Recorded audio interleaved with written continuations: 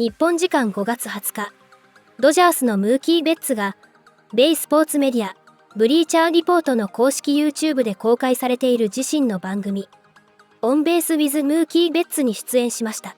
今回のゲストは、大谷翔平のエンゼルス時代の同僚であるジョー・アデルでした。番組内では、ベッツとアデルが大谷翔平の存在について深く語る場面がありました。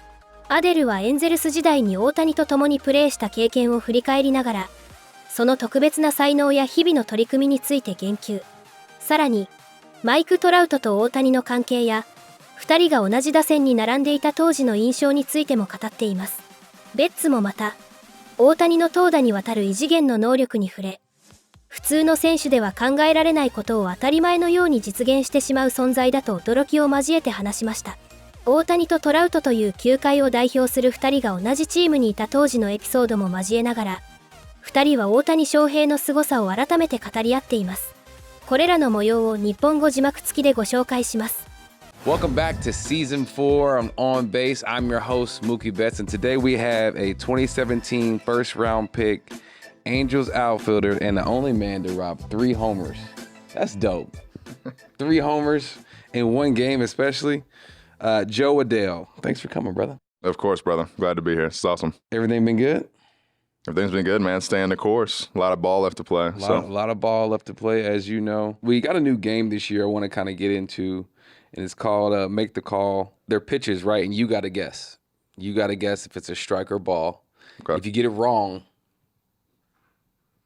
I have a bowl of questions that we get to ask you. If you get it right, obviously you don't have to answer any questions, all right? First, I want to know about what did you think about the ABS challenge system? Everything, you like it? Yeah, I mean, it's definitely changing the game. There's definitely a strategy behind, using it. I know for us, like, we're trying to approach it of, if we're in a situation where runners in scoring position, that type of thing, that we try to pull it out and use it. But there's certain guys that are kind of banned right now from using it. We got a couple How guys. do you get banned?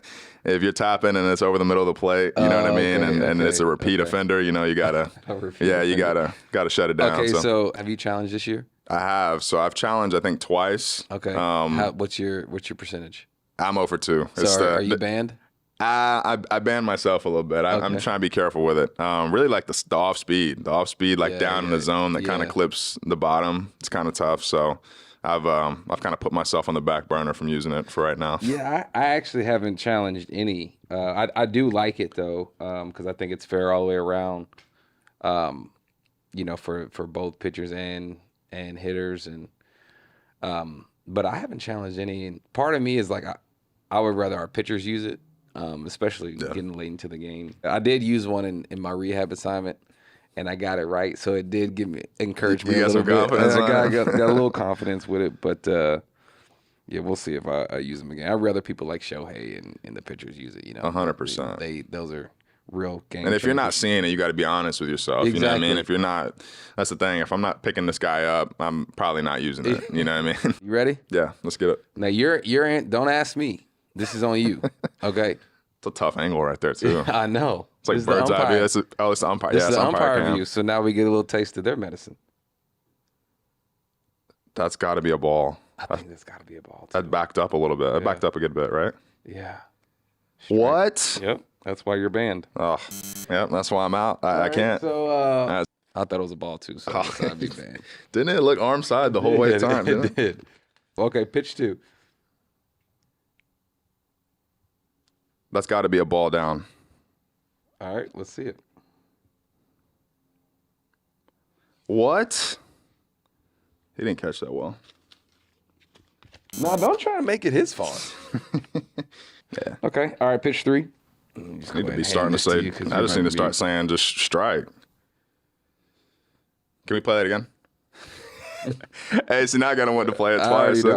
Just go ahead and reach your hand in here. That's a ball. That's up. That's up arm side. Like he put it away. Yes. Yes. Good for you.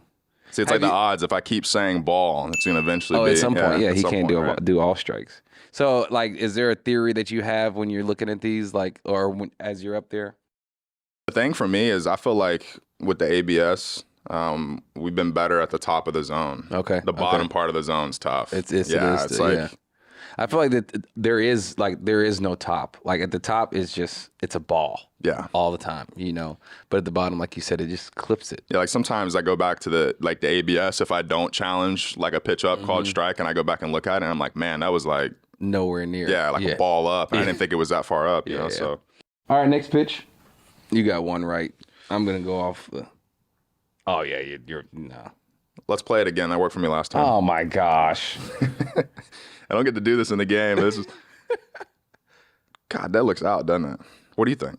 No, you can't ask me. I know what it is. You already know. No, I have no idea, but I just can tell. I feel like he caught that. No, that's a ball out. Stop. I think it's a strike.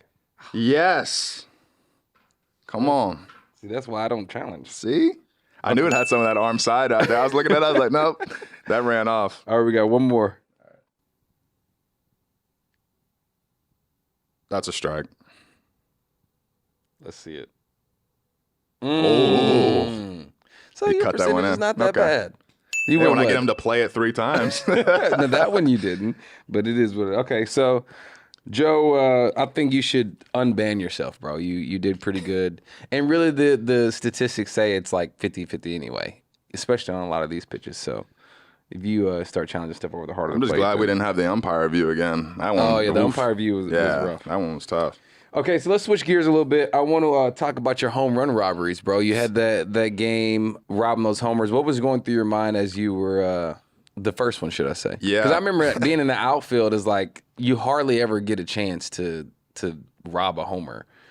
And, so you got to take advantage of that situation because the chances of you having another one are very slim. So here you go.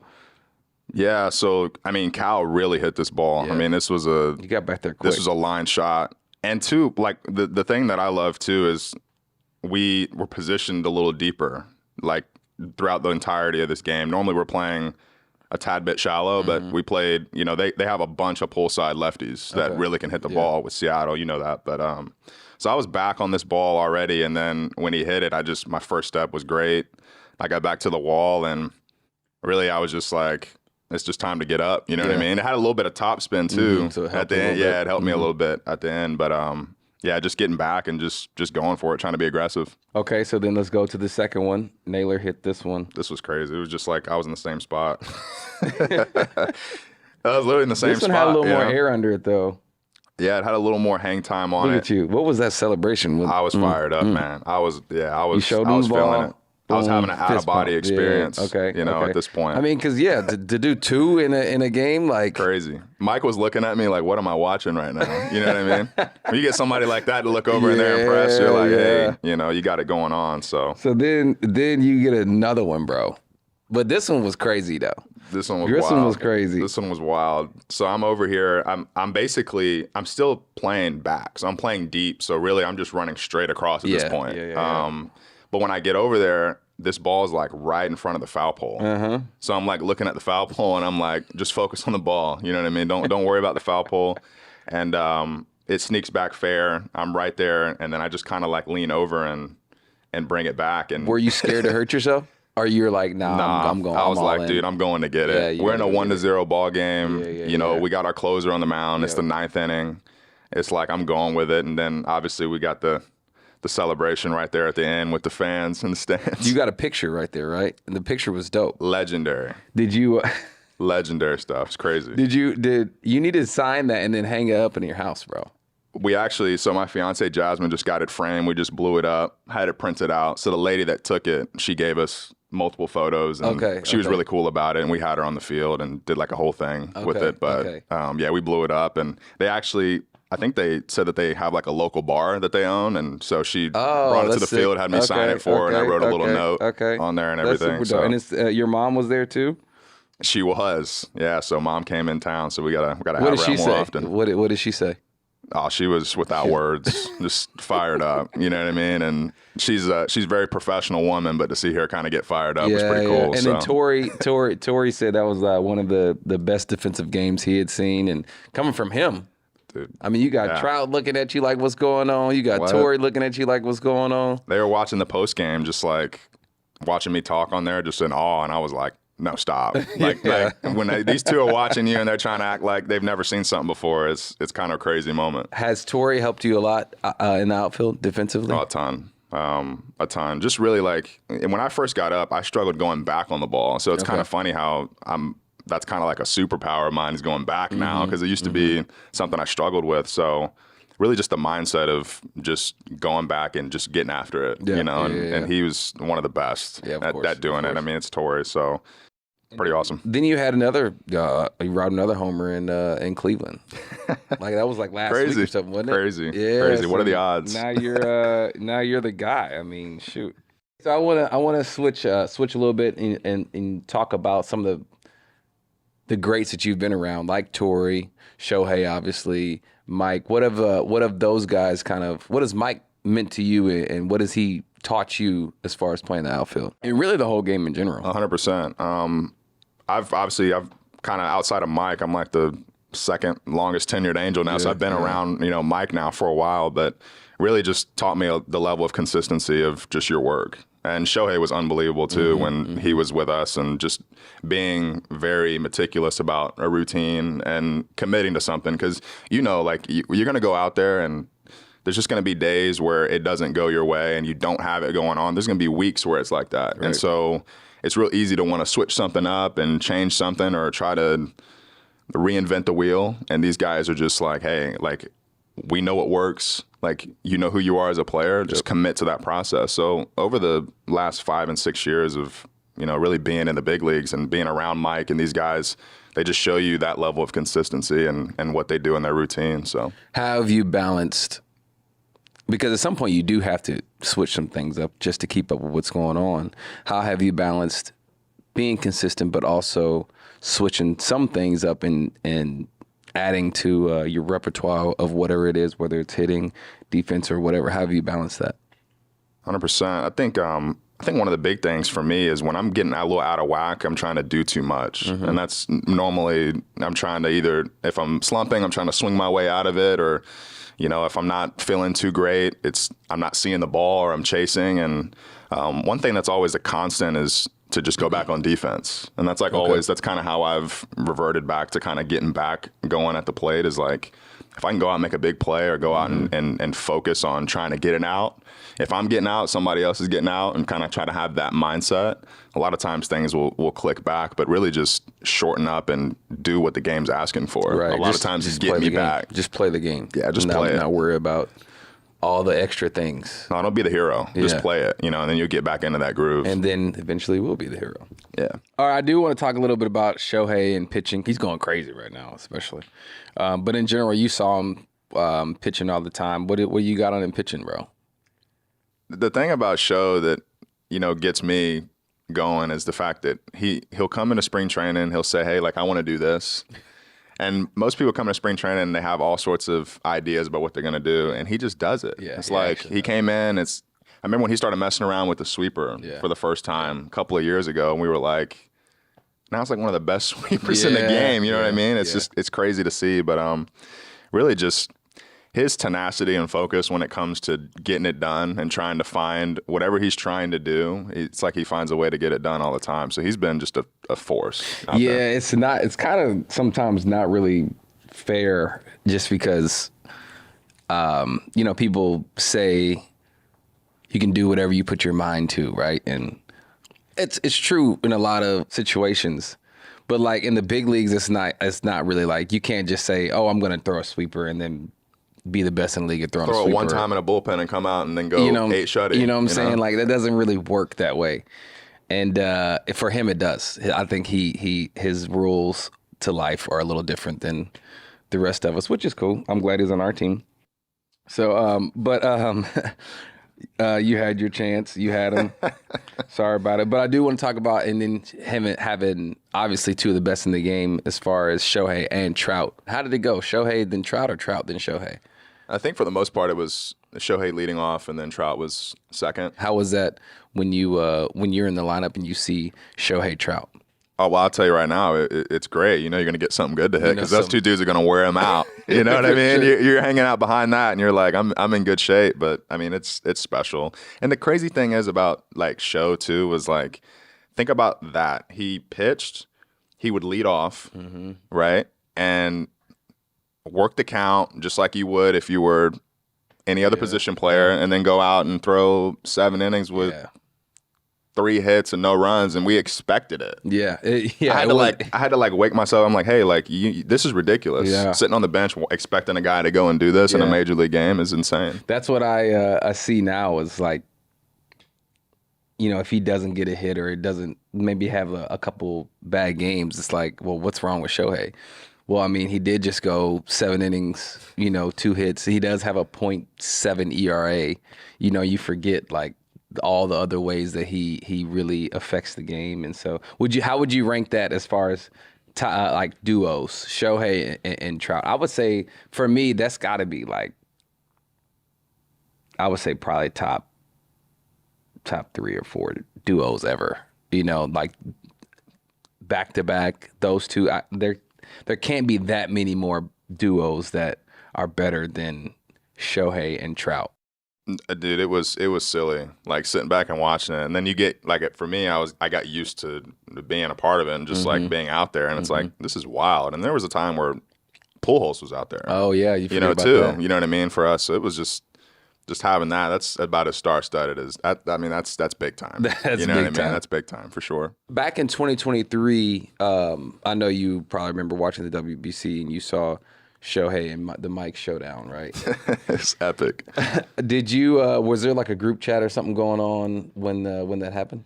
Well, I think nobody knew what to say. I think that's kind of what the vibe was, because we were all sitting watching the game, and it was like, well, we can't say what a punch out. You know what I mean? Because it's like, because it's Mike. Are we gonna get we're gonna get our bags packed? And they're gonna send us out of here. You know, we don't want to talk about it. But I mean, you want to talk about 2 of the best players ever, just going like a clash of titans. I mean, it was pretty unreal. Was it weird when they got back to camp? Oh no, I don't think so. Everybody was cool. Everybody was cool, and was it talked about at all? For sure, but it was good for baseball, and that's what everybody got out of it, was just the experience of seeing that. You're not going to see that every day. You know what I mean? Like Mike wearing USA, you know, Shohei with Japan, like one-on-one. Like that's what everybody came to see. So that was really amazing. And then when, you know, being there, you kind of take it for granted because you don't even really pay attention to that. You're just playing the game. Right. I mean, obviously, you know that they're teammates, but you're not really paying attention to the whole thing, you know, like what just happened, you know, because things like that don't ever really happen. And so for it to happen and whatnot, looking back on it, like, dang, that was kind of... You don't recognize the moment. You're in it. You're competing in it, and then you look back and go, wow, that moment was huge. That was huge. You know? Yeah, it was huge. Like you mentioned earlier, you got the second most time on the Angels. Is that weird for you? Really weird, actually. You know, it's because you have that's a different responsibility. You know, you're still like ascending in the game yourself, right? And so now you're kind of responsible for some other people. And how have you balanced that? Well, it's kind of an interesting thing because, you know, when I came up to the big leagues, it was, you know, there were guys facilitating kind of like what I was going to do and kind of what my role is as a younger player. And it's almost like now that's kind of my goal, is to help facilitate what that is for some of the younger guys and guys that are fresh, that are coming up to the big leagues for the first time. So I embrace it. You know, my experience when I got called up was different because it was during COVID. Yeah. So I got called up in 2020. So there was a lot of, I want to say, like kind of like team separation just because of that time and the aura of it. But really just my goal is I just want to be a guy that anybody can come up to. Just talk about anything, just be there, reaching out to everybody, wanting to kind of create that level of camaraderie within the young guys. If we can get guys to come up, and you know this, but if we can get guys to come up from AAA and feel like they're still in AAA and that comfort level, that's just the better they're going to play. You know, we don't want anybody to make the moment bigger than what it has to be. It's going to be a big moment, you know, and it's already big. But we want them to kind of just be comfortable in who they are. And I think that that's kind of where my role is facilitating that for the guys. How do you balance, you know, teaching and showing the young guys certain things, but you're also kind of learning certain things yourself? I think just kind of ask the questions, you know, like if I'm seeing something, just like talk through something with somebody, I might get something out of it, you know, by talking through it. If somebody's going through something or if I see something. But like you said, I'm learning from Mike. Mike's learning from other guys too, from different things. And we kind of just use each other to kind of just, you know, pick each other's brains and kind of, you know, get some info when we can. And really, though, the guys have been really good about it. Like, we've really had, like, a solid group as far as guys working, trying to figure things out, trying to learn things, you know, putting new things into play right away. We obviously have some work to do, but we collectively, though, like, Mike's done a great job. And, you know, I kind of look to kind of back that up. What does Mike really mean to you guys? You know, I mean, obviously he's, you know, the face of the Angels, right? I mean, one of the best players to ever play. So what does he really mean to you guys in that clubhouse? I think for a guy like him, he's a very, you know, follow my lead, watch as I go. And, you know, it's important kind of for me to guide that and say, hey, like, if you want to know what it takes, you know, you need to watch this guy. You know, you need to come to the cage and watch him do his early work, you know, watch him do his work on the field and just kind of be a fly on the wall to kind of see what it takes. And the same thing when Sho was here too, is like these guys were just, they did the same thing at the same time every day, you know, and they were, when you commit to something, when you commit to a process and a routine, you find yourself in a space where you can really, you know, you're going to find that level of consistency. And so, you know, we don't want guys coming in the cage and one day they got a toe tap, next day they have a leg kick, you know, next day they're, you know, switching bats. We want to show them, hey, this guy has, you know, from Millville, New Jersey, swung the same bat since he was 16 years old. He's had the same swing since he was, you know, the same drill routine. What works, works. You are who you are. And so we want to make sure that we, you know, promote that. And that's what we get. And it's hard. It's hard when you're, especially when you're going through it, to just stick with the same thing over and over again, because sometimes that becomes like the definition of insanity, right? And it's a good thing or a bad thing, right? Because at some point when it's not working, you would think like, okay, you can't keep doing the same thing because it's not working. But also on the flip side, you need to keep doing the same thing because at some point it's going to work. So it's like that balance of figuring out what works and then just literally sticking to it no matter what you're going through. All right, so I want to go back to young Joe. Where are you from, bro? I'm originally from Louisville, Kentucky. Louisville, Kentucky. Yep, Louisville, Kentucky. So home of the horse racing. You and Smitty. Yeah, me and Smitty. Yeah. There's an age difference, so you guys didn't know each other or grew up playing against each other. No, we didn't. But we were both. I was committed to Louisville, so I would go and watch Louisville games all the time. So. Are you about the same age as Rushing? How old are you? I'm a couple years older, I think, or maybe a year or two older than Rushing. So you would have went to school with him? Yes, I think I would have played with him for probably a year at Louisville or so. So from Louisville, you know, my family is from Louisville. My whole dad's side of the family is from Louisville. I used to go, I mean, I still do, but Shively, that's where my grandma. Shively, she used to live there. She used to live there. I used to bowl everywhere. Executive Bowl was like a place I used to go to all the time. Now it's gone, you know. But yeah, Louisville, that's crazy. What's crazy is I used to be scared when I went to Louisville because my family's a little older, and so they would watch First 48, and like the whole season of First 48 took place in Louisville, Kentucky. So I was terrified to go to Louisville. Seriously, though. So you grew up, played ball in Louisville. What sports did you play? So when I was younger, I had an older sister who was a better athlete than me by far growing up. So I basically just followed in her footsteps. If it was, you know, time for swimming, we swam. You know, I played a little bit of soccer, basketball, just everything when I was younger, but really fell into baseball hard when I was probably 8 or 9 and just stuck all the way through. So you stopped playing soccer, basketball, and everything else? Yeah, when I was about 10 years old, I stopped, and it was just baseball. Just baseball. Yeah, it was just so baseball. You were full-time baseball through high school, and that was it. And you used to pitch? I was a primary pitcher, so I was a pitcher before I was a hitter. So the Angels actually scouted me as a pitcher. Okay, so how did that kind of happen? I had a good arm. You know, I was one of those guys that could throw it, throw it hard, and they were like, oh, we want to, we want to take a look, but I loved hitting. I loved hitting, and I was playing center field at the time and loved it, and so didn't want to pitch at all.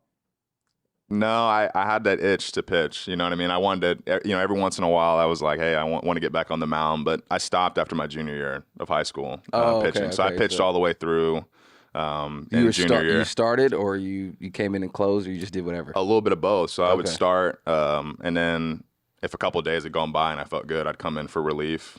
But man, like I remember my arm was killing me. Like I had that Terry's Minor back here, like behind the shoulder, and I was like, man, like this is tough. And at the time, hitting, I was taking like leaps and bounds, at the plate, and really wanted to continue, to swing it. But yeah, I miss it though. Sometimes I'm like pitching. Do you ever get back on there on the mound at all? No, I don't want somebody to get fired.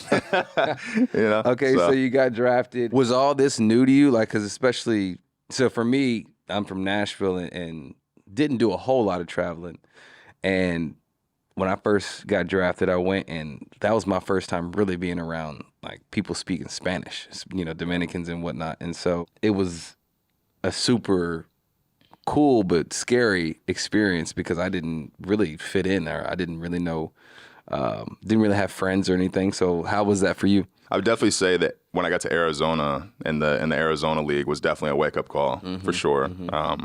That was definitely, the language barrier was a lot at that point. Pig Latin didn't work? Pig Latin didn't work. It was me talking to myself at that point in the mirror, But as I moved up and got into low A and high A and stuff like that, there was a lot of, there was more 50-50. And then, by that time, I guess the Spanish speakers were a little bit more fluent, in English. And so it was a little better, easier to communicate. But it taught me that that's just what team is. You know what I mean? That you got to find a way to communicate with your team, figure out what works for you. It definitely found my balance. But at first I was like, wow, did I make a mistake? You know what I mean? Am I in the wrong clubhouse? So. Okay, so then debuting during COVID, was that tough for you? Or, I mean, obviously, you didn't have fans or anything and whatnot. So how was that for you?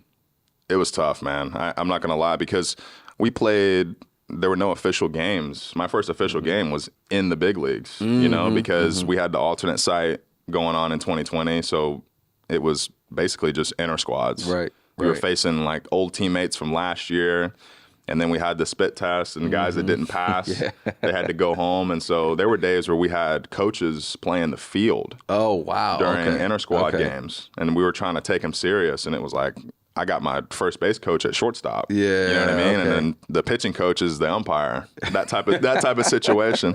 And then in August I got called up.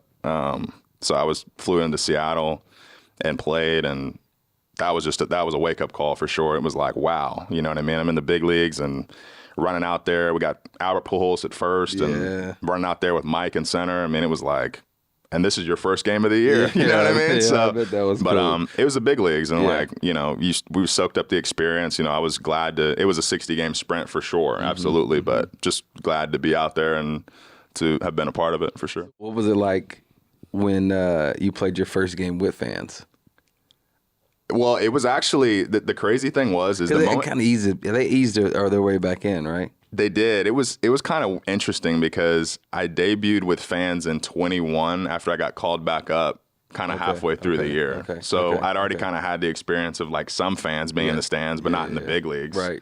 And then I came back up in 21 in Texas, and we had fans, and it was a good game. I came back up, and so it was a little interesting, but it was like a long time awaiting. It felt like I actually debuted in 21. Yeah. I remember not playing, and you remember they made a bunch of signs and stuff they put in the outfield. I don't know if they did it with you guys, but for us they made signs of like fake fans. Yep. And I remember as the season went on, when they slowly started to add fans in, I think it may have been during the playoffs. It was like a different adrenaline. It was a beautiful thing. There's like 25%, then 50%, then 75%, then full or whatever. So how was that for you? Like when fans started to come up, did you feel different? It's definitely an important factor, that little pep in your step that you get when you know that people are out there and they're coming to see something. I think, originally it was like I was in a simulation almost at the beginning, because it was like cardboard cutouts and then MLB The Show music. It was like, is this real, or is this me doing something in my backyard? It didn't feel like the real thing. And then obviously you're facing the competition. You're like, this is the real thing. But but yeah, once fans started to come back in, it started to feel like how I envisioned the big leagues to be. When I thought about what my debut would be and thought about playing every day. And so, but getting through that though, that was a learning lesson, I think, for everybody. Just a crazy experience, but really once 21 hit, I was pretty excited to kind of get out there and get going. Now, I do have a question. Why do you wear a glove under your glove?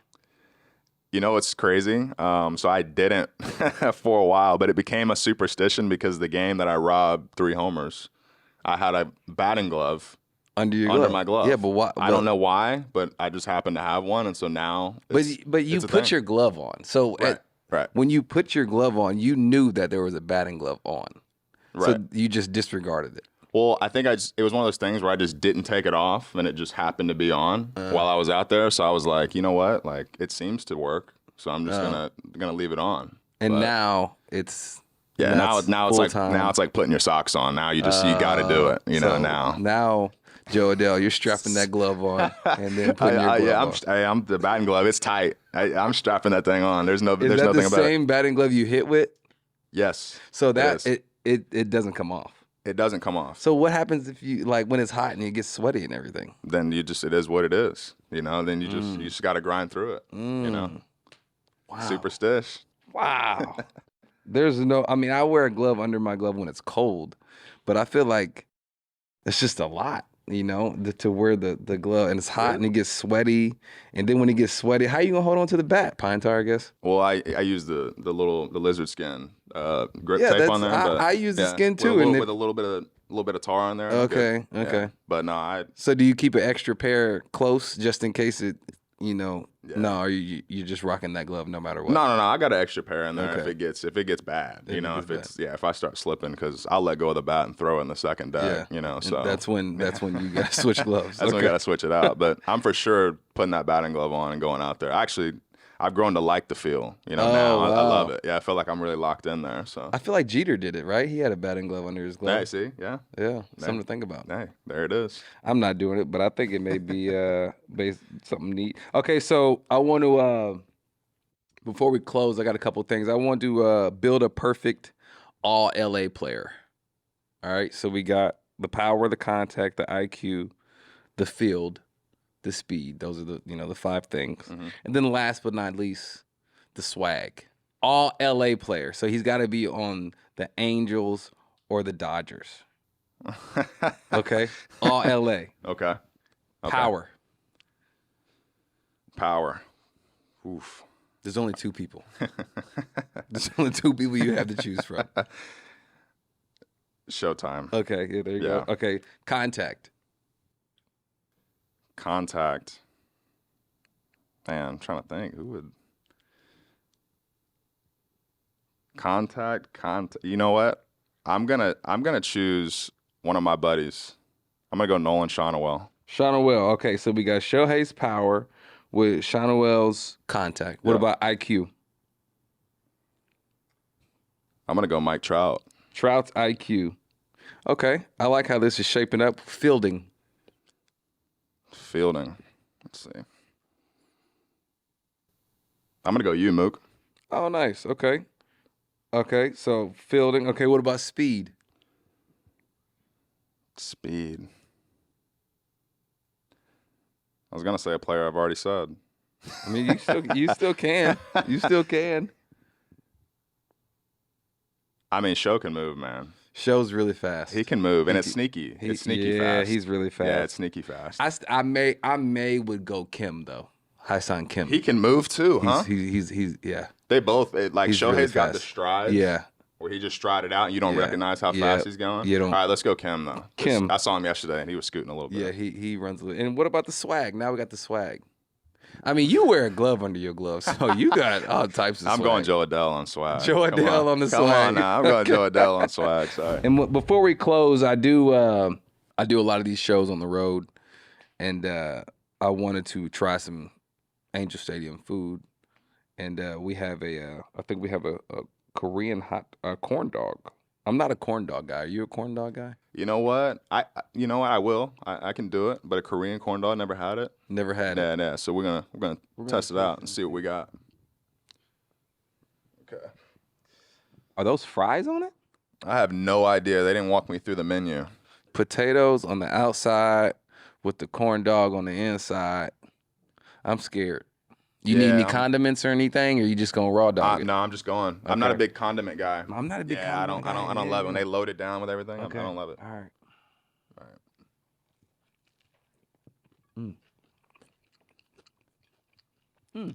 That's better than expected. Yeah.